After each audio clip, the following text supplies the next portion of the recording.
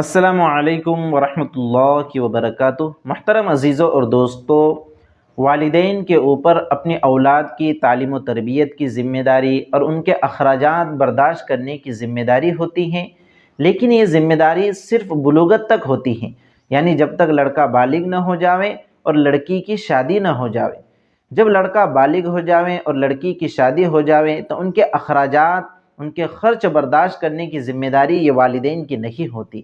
جی ہاں میرے عزیز اور دوستو، ہمارے نکاح کے بعد بھی، ہمارے بلوغت کے بعد بھی اگر ہمارے والدین ہماری تعلیم جاری رکھتے ہیں اور ہمیں پڑھاتے ہیں، ہمارا خرچ اخراجات برداشت کرتے ہیں، تو یہ والدین کا ہم پر احسان ہے۔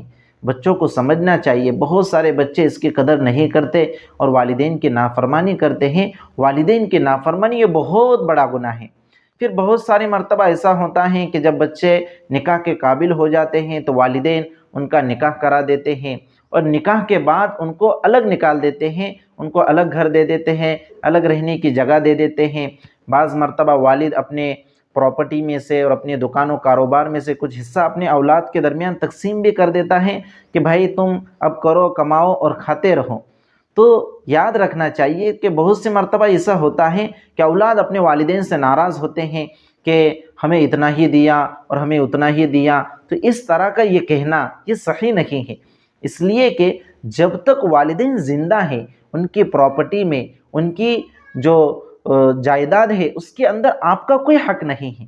جی ہاں، جب تک والدین زندہ ہیں ان کی پراپرٹی میں، ان کی ملکیت میں اولاد کا کوئی حق نہیں ہوتا۔ جب وہ اس دنیا سے رخصت ہو جاتے ہیں، ان کا انتقال ہو جاتا ہے، تب ان کی ملکیت میں، ان کی پراپرٹی اور جائیداد میں وراثت تقسیم ہوتی ہے۔ لیکن آج کل عجیب قسم کا ماحول ہے کہ لوگ والدین کی حیاتی ہی میں والدین کو پریشان کرنا شروع کر دیتے ہیں کہ ہمیں پراپرٹی اور جائیداد تقسیم کر کے دے دی جاوے۔ تو اس طرح کا کرنا یہ غلط ہے، شرعی اعتبار سے بالکل بھی صحیح نہیں ہے۔ لیکن بہت سے لوگ کیا ہوتا ہے، والدین بھی اپنی اولادوں کے درمیان اپنی زندگی ہی میں جائیداد تقسیم کر دیتے ہیں۔ تو اس سلسلے میں ایک شرعی اصول کو یاد رکھنا ضروری ہے۔ وہ اصول یہ ہے کہ اگر کوئی والدین اپنی زندگی ہی میں اپنی جائیداد، اپنی پراپرٹی، اپنی ملکیت کو اپنی اولاد کے درمیان تقسیم کرتے ہیں تو اس تقسیم میں برابری اور سرابری کا خیال رکھنا ضروری ہے۔ یعنی اگر کسی کے 2 بیٹے ہیں، 2 بیٹیاں ہیں، تو جتنا وہ ایک بیٹے کو دے دوسرے بیٹے کو بھی اتنا دے، اور جتنا بیٹوں کو دے اتنا ہی بیٹیوں کو دے، یعنی چاروں کے درمیان وہ جائیداد وہ برابر سرابر تقسیم ہوں گی۔ یعنی یہاں پر وراثت کا جو قاعدہ ہے للذکر مثل حظ الانثیین، کہ لڑکے کو 2 حصے اور لڑکی کو 1 حصہ، یہ یہاں پر لاگو نہیں ہوگا۔ یہ بہت سو کو معلوم نہیں ہے، وہ سمجھتے ہیں کہ زندگی میں بھی اگر جائیداد تقسیم کی جائے تو لڑکے کو 2 حصے ہیں اور لڑکی کو 1 حصہ ہیں۔ ہرگز نہیں، یہ اصول وراثت کا ہے، اور زندگی میں جو جائیداد، پراپرٹی اور ملکیت تقسیم کی جا رہی ہے یہ وراثت نہیں ہے، بلکہ اسے ہبہ کہتے ہیں۔ ہبہ کرنا یعنی تحفے میں دینا، اور ہبہ کے تعلق سے والدین کو حکم یہ ہے کہ وہ اپنے اولاد کے درمیان برابری سرابری رکھے۔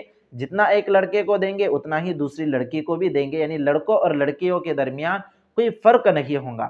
ہاں اگر کوئی دینی مصلحت ہے، جی ہاں کوئی دینی مصلحت اگر ہے اور کسی دینی مصلحت کی وجہ سے باپ کسی بیٹے کو یا کسی بیٹی کو زیادہ جائیداد دیتا ہے، زیادہ پراپرٹی کا مالک بناتا ہے، تو یہ بھی صحیح ہے۔ اس لیے کہ میں نے آپ سے کہا کہ جب تک والدین زندہ ہیں وہ اپنی پراپرٹی اور جائیداد کے خود مالک ہیں، انہیں اختیار ہیں۔ وہ چاہیں تو پورا کے پورا صدقہ کر سکتے ہیں، اور اگر وہ چاہیں تو پورا کے پورا کسی ایک بیٹے کو بھی دے سکتے ہیں، لیکن اس طرح کرنے سے حدیث شریف میں ممانعت وارد ہوئی ہے کہ ایک بیٹے کو دے دینا اور دوسروں کو محروم رکھنا، یہ صحیح نہیں ہے۔ تاہم اگر کسی دینی مصلحت کی وجہ سے، کسی دینی عذر کی وجہ سے وہ ایک بیٹے کو زیادہ دیتے ہیں یا ایک بیٹی کو زیادہ دیتے ہیں اور دوسروں کو اس کے مقابلے میں کم دیتے ہیں، تو یہ صحیح ہے۔ جی ہاں، بعض مرتبہ ایسا ہوتا ہے کہ کوئی ایک بیٹا والدین کی زیادہ خدمت کرتا ہے، والدین کو سنبھالتا ہے، ان کی ضروریات کا، ان کی راحتوں کا خیال رکھتا ہے، تو والدین اپنے اس بیٹے کو زیادہ حصہ دیتے ہیں اپنی زندگی ہی میں۔ تو اس طرح دینا تو یہ صحیح ہے کہ یہ دینی مصلحت کی وجہ سے دے رہے ہیں۔ اسی طرح کوئی بیٹا بہت زیادہ نالائق ہوتا ہے، نافرمان ہوتا ہے، اور اسے غلط کاموں کی عادت ہوتی ہے، جیسے جوا کھیل رہا ہے، سٹا کھیل رہا ہے، شراب پی رہا ہے، تو بعض مرتبہ والدین ایسے اولاد کو محروم بھی رکھتے ہیں۔ تو اگر کوئی اسی طرح دینی مصلحت کی وجہ سے اگر وہ محروم رکھتے ہیں یا اسے کم دیتے ہیں تو یہ بھی صحیح ہے، اس لیے کہ والدین اپنی پراپرٹی کے خود مالک ہے، ابھی تک اولاد مالک نہیں بنی ہے۔ یعنی میں نے تو آپ سے دو باتیں کہی، نمبر ایک بات یہ کہ والدین کی زندگی میں اور حیاتی میں اولاد کا ان کی پراپرٹی میں کوئی حق نہیں ہے۔ دوسری بات یہ کہ والدین اگر اپنی پراپرٹی اور ملکیت کو تقسیم کرتے ہیں تو وہ برابر سرابر تقسیم کریں گے لڑکوں اور لڑکیوں کے درمیان۔ اگر کسی دینی مصلحت کی وجہ سے کسی کو زیادہ دیتے ہیں تو یہ ان کو حق ہے، لیکن وہ ایسا نہ کرے کہ کسی ایک ہی کو پورا دے دے اور دوسروں کو محروم رکھ دے۔ اس تعلق سے حدیث شریف میں ممانعت وارد ہوئی ہیں۔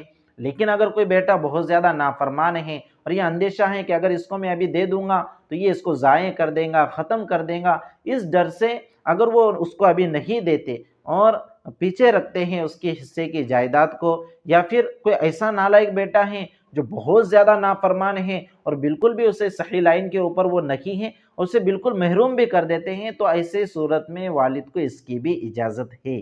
لیکن جب والدین کا انتقال ہو جائے تو اب جو تھوڑی بہت ان کی پراپرٹی اگر بچی ہوں تو اس پراپرٹی میں تو وراثت کے اعتبار سے، وراثت کے جو اصول ہیں اس اعتبار سے وہ پورا مال برابر سے ان قواعد کے اعتبار سے تقسیم ہوں گا۔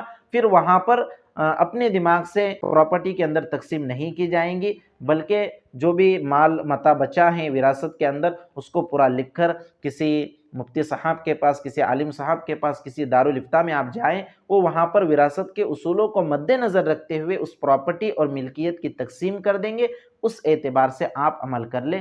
تو یہ ہیں احکام والدین کی جائیداد کے تعلق سے، اس کو اپنے ذہن میں رکھیں اور دوسروں تک بھی شیئر کریں۔ اللہ رب العزت سے دعا ہے کہ اللہ رب العزت ہم سب کو کہنے سننے سے زیادہ عمل کی اور شریعت مطہرہ کو سمجھ کر عمل کرنے کی توفیق مرحمت فرمائے۔ والسلام علیکم ورحمۃ اللہ وبرکاتہ۔